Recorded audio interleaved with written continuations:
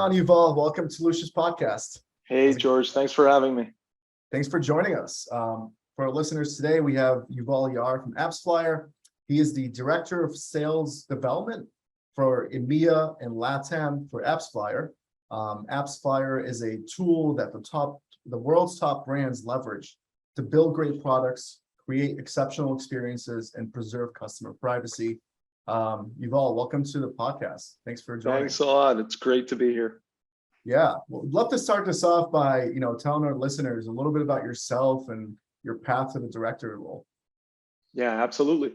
So, so I've been with Appsflyer now for just under 4.5 years. It's been a crazy ride. I basically split my career into an old career into my Appsflyer career. My old career was in government and a few other elements. And my Appsflyer career has nothing to do with those things. And in fact, has been quite the roller coaster. When I joined Appsflyer back in 2018, I didn't know anything about it. I knew that it had some great people. Some of them I knew, most of them I didn't. And the ones that I knew, I trusted to probably be associated with a great place. And I was luckily very, very right. I was actually more right than I could know back then. And so I started out as an account executive. I oversaw the Israeli market, the Turkish market, was helping out in the DACH market as well, and then ended up focusing on the Nordics, on the Nordic markets for quite some time. And that was an absolute blast. And then towards the end of 2019, beginning of 2020, I shifted to this crazy world of sales development. And that's where I've been ever since, starting out with a pretty small team of some very gifted people.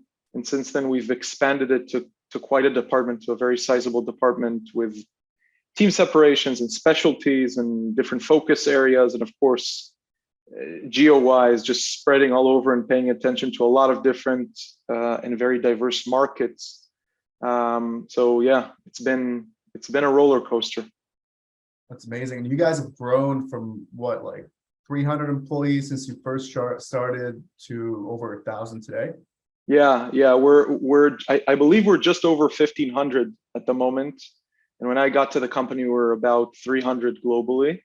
So wow. It's been just a fascinating change. More than anything else, it's just been fascinating to see, because it's how, it truly is how an organization scales and runs fast and evolves and retains its DNA while really in really challenging circumstances, and making lemons into lemonade, and really just taking it a step up year in, year out, because you're speeding. So what made you make the jump from being in a sales related role as an account executive to more of the business development, sales development, going out there and what was it? Did you see the growth happening at the company and you figured, hey, it's a good opportunity to get my foot in the door here and start doing some leadership and see where this path take me? Yeah, so it was really a combination of a few things. The first was that it was a chance to develop something that was truly underdeveloped within the company. We had sales development at the time, but sales development was a lot of things.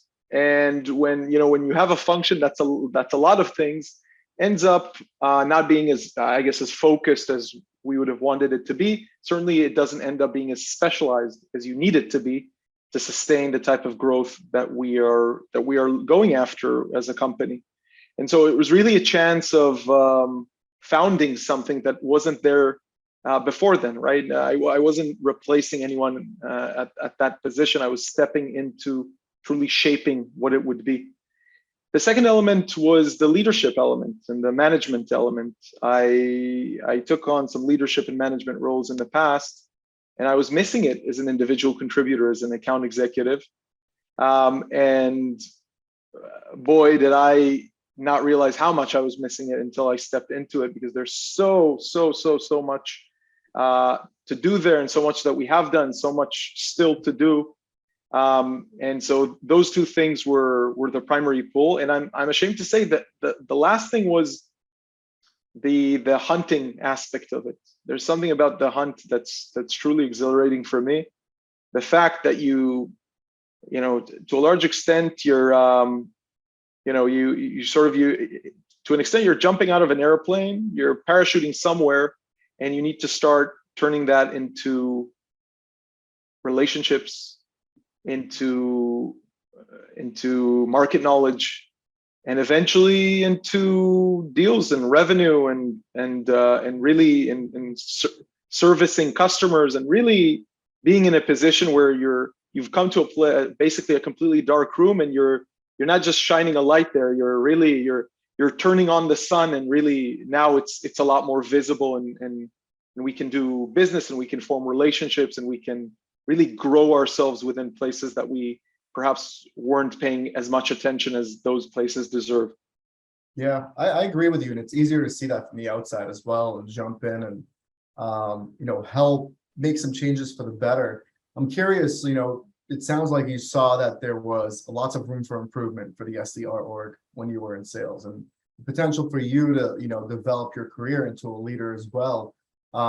What were some of the quick wins you were able to do to demonstrate and build that trust with your team earlier on, to help build a strong foundation into Appsflyer's SDR org? Yeah, absolutely. I think the key word here is identity. I think when you don't have a clear identity, setting out on really defining your objectives is just about impossible, because people can have a sense of what's expected of them, and we can pretend that that would be their objective. But if they're not clear of themselves, of what that objective means to them, and more importantly, if others within the organization aren't clear on it either, if it's fuzzy all around, then it's never going to get as concrete as it needs to be in order to really be able to stand by an objective and follow up on it and get to results. And so one of the quick wins was essentially a definition of identity. And from that definition of identity, we could draw a very clear, crisp objective and be able to define our priorities and our agenda as a department, right? Every department within a company has to have its own agenda. It doesn't mean that we don't play nice. It doesn't mean that we don't collaborate. We must collaborate very effectively. But we need to have an opinion as to what good looks like, and what our best practice is, and how to utilize our efforts, and where to sort of zoom in and where to zoom out, and where to invest and where to divest. And these are things that they're derived from having an understanding of what role do I play within this organization, what unique value am I able to drive. And it's not just a unique value to the company and to the organization that I'm part of, or to my region for that matter. It ends up being the value to our customers, because if we don't have the focus that we need to have in a certain area, then clearly that's also going to be felt by other factors there, by other players there, and those two are our prospects, right? And I think one of the quick wins that we had was really to define a very concrete identity around what sales development is, how does it serve the organization that it operates under, and eventually how does it deliver value to our customers. And that, once we were able to connect that line, a lot was able to be done on top of that, right? That was the base of a lot of additional elements that we've added later on. Interesting. So did you see that before it was too spread out, where there was no identity to sales or business development, and then you figured there needed to be a reminder of here's what this role is about, here's what you're responsible for, and that's why you're responsible for it? Yeah, so I'd say on the sales development side, I think there are some companies who make the mistake of either underestimating, or, to be honest, not have any expectations from their sales development side. It's sort of, some view this as okay, it's sort of a bus stop on the way to becoming an AE, or it's the sales development side it's a bus stop on the way to closing a deal. It's not a bus stop. It's an art. It's a trade. It requires specialty, and it requires a great deal of focus and attention and measurement. And I was lucky in that the company knew it way before it was doing it in a way that it was, that was expanded, that was, as scaled as it is today. So that understanding already existed. I wasn't forced to overly convince, right? There was a very clear understanding that if we're a company that wants to continue to grow, that growth has to be based on the way we service our customers, on the quality of our product, and on our business acumen. And part of that business acumen is being able to really develop sales in the right way. It's awesome. Thank you for sharing that. Well, I think I would love for you to share your input on the 4 pillars of sales development. You've talked about it before. And I think you built the image of like, here's what it takes to become a successful BDR or SDR, and for you to be, the one that stands out from your group. Let's talk about that as well. Yeah, absolutely. So, my vision of sales development is that as I said before, it sort of needs to be defined before we're able to explain to ourselves why it is that we do what we do. Right? What is it about our work that we need to master in order to be able to deliver the right type of impact, the right type of message, the right type of service to our customers? What do we need to master, really? And what we're mastering, in essence, are 4 pillars, 4 bases for how sales development ought to be done. We should be expert in all 4 if we want to be top performers in our field. So the first element has to be prospecting. It's our ability to, let's call it, hunt, right? That's used a great deal, but really it's our ability to be not just curious, but capable of finding and locating and understanding insight, right? So our research capabilities, our ability to understand the market, our ability to form relationships within that market that can inform our understanding of it, really our ability to look and know what we're looking at. So that's the prospecting element. There's, some find it quite overwhelming, right? You see some people who perhaps it's not for them. They get a very broad task of, go, locate potential customers, and they get lost, right? Because there's too many questions to ask and too many companies and a large enough market. And really the challenge there is how to manage our time and how to manage our focus in a way that gets us that result. So that's the prospecting side. The second element is the outreach, the engagement side of things. How do we reach out to people in a way that isn't robotic, that's personal, and isn't generic? It's specific and isn't sort of watered down. It carries value, carries potential impact. It's more than a promise. It's of interest now. It's not, invest some time and perhaps later in the future, I'll dazzle you.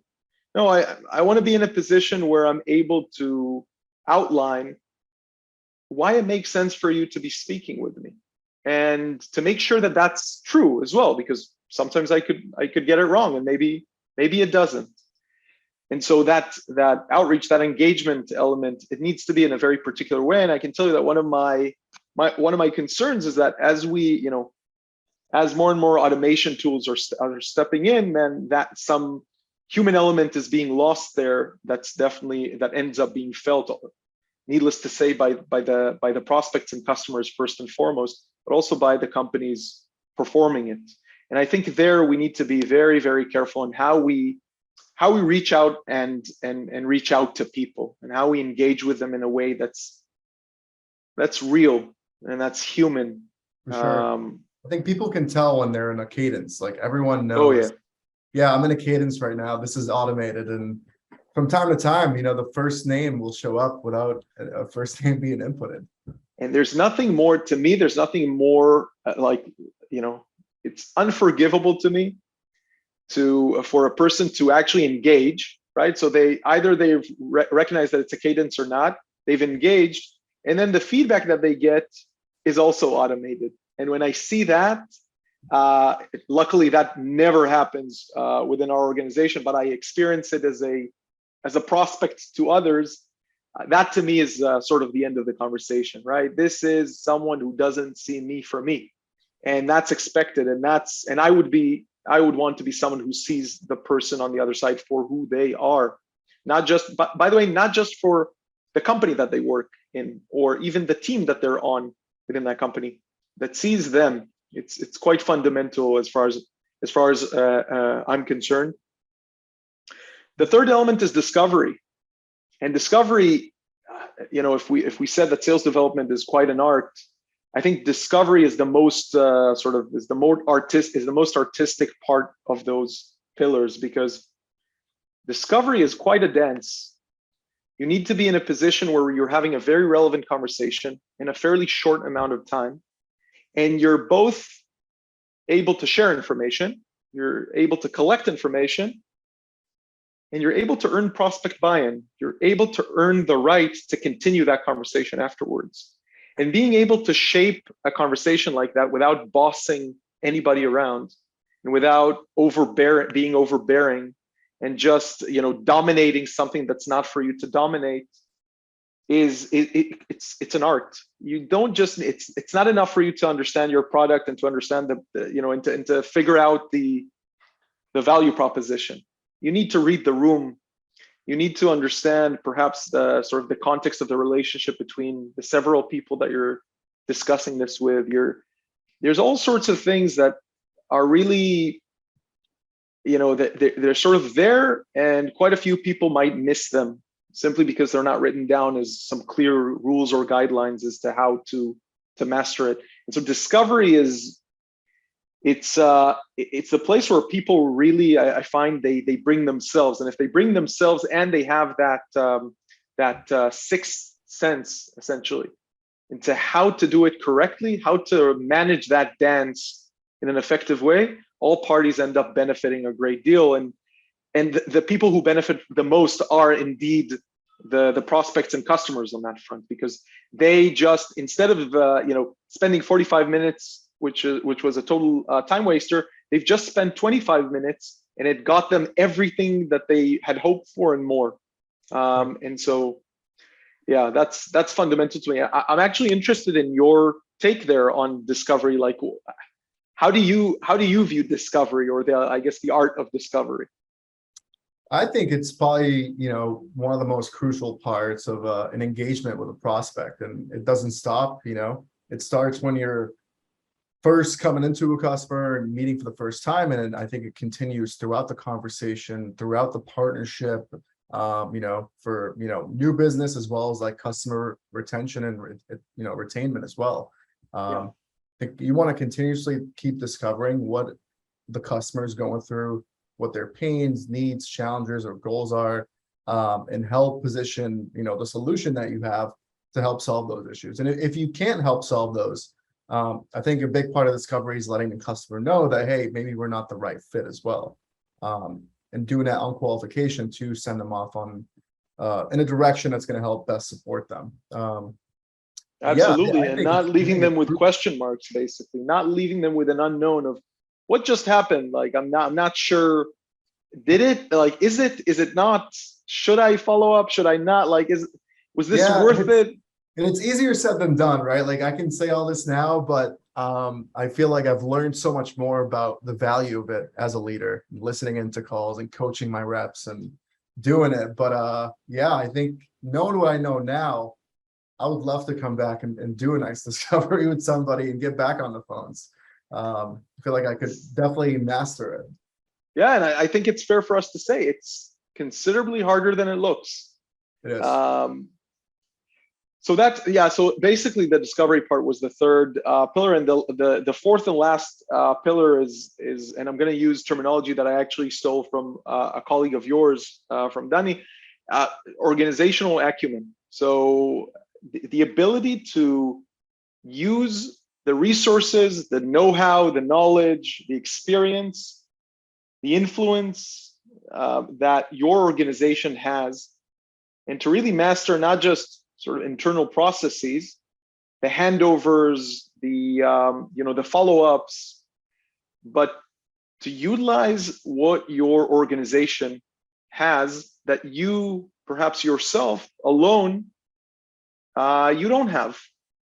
And I think that organizational acumen is something that even quite a few top performers, when they, top performers tend to also be fast starters and fast learners.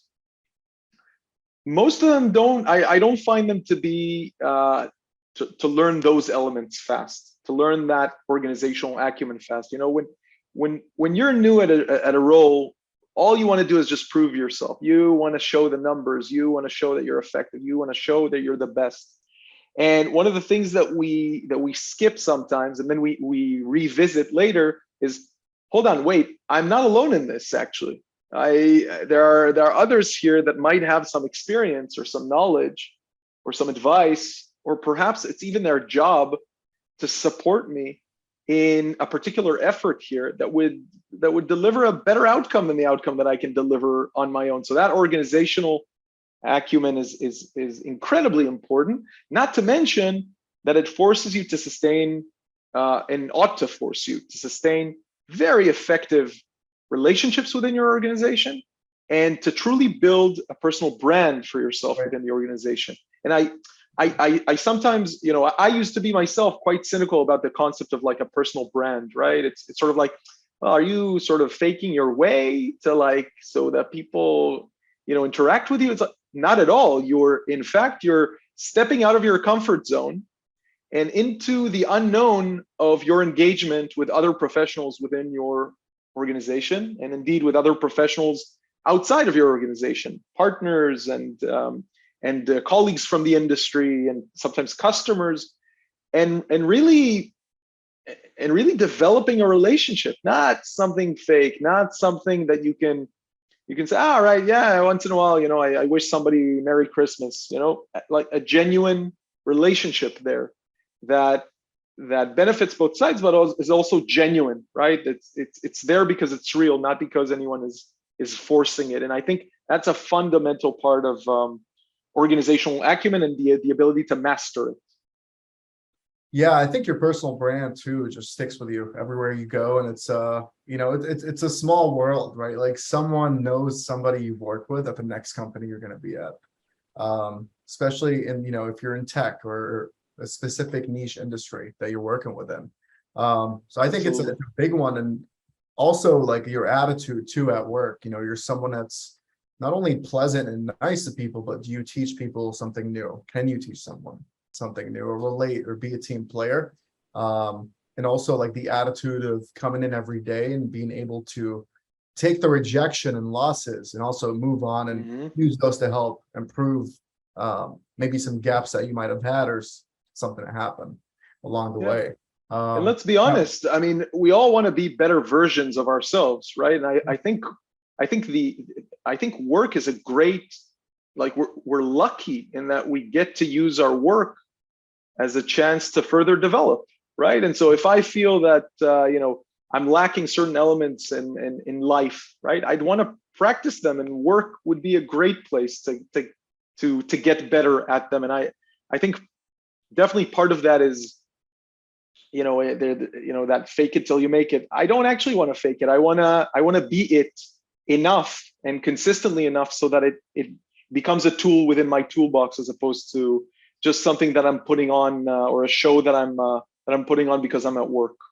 Yeah, and if it doesn't work, as a leader, you try to show best practice that helped other folks. So not everything has to work for everybody else, especially when it comes to prospecting, outreach, and engagement. If you're finding someone way more successful on calls, let's try to push to focus on calls, but also improve maybe the social network outreach on LinkedIn, or 100%. Email personalization to get a little bit more engagement. So yeah, I think it goes all different ways. So appreciate you sharing those with us, Yuval. Anything else to add on top of that before we finish off the episode today? No, I just wanted to say that I had a really great time speaking with you, and also prepping for this. I think it's always a pleasure meeting up with colleagues and just sharing notes, right, and comparing.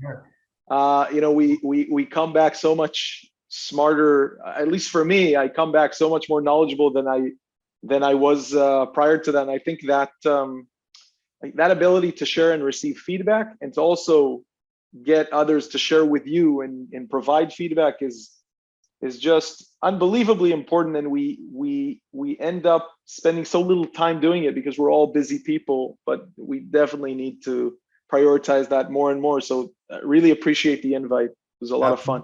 Yeah, no, it was a pleasure here, and I enjoyed our conversation as well. Yuval, where can people find you if they want to talk to you, learn more about Appsflyer? What's the best way to contact you? Yeah, absolutely. So first and foremost, I'd say, because I'm in sales development, if they contact Appsflyer, yeah, I'll see them at some point, right? But also, people are very free to reach out to me over LinkedIn. My name is Yuval Yaar.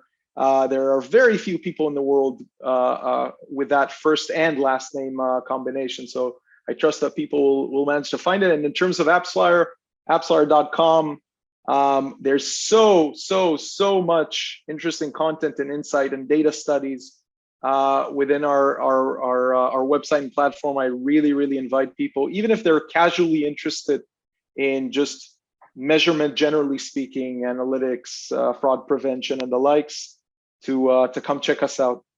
That's amazing. Thank you so much for sharing. Again, this has been a pleasure, and maybe we'll do this again pretty soon in the future. Best of luck to you guys during the second half of the year as well. Hoping you guys have a strong finish. Thanks a lot, to Lucia as well. Thanks so much. You too.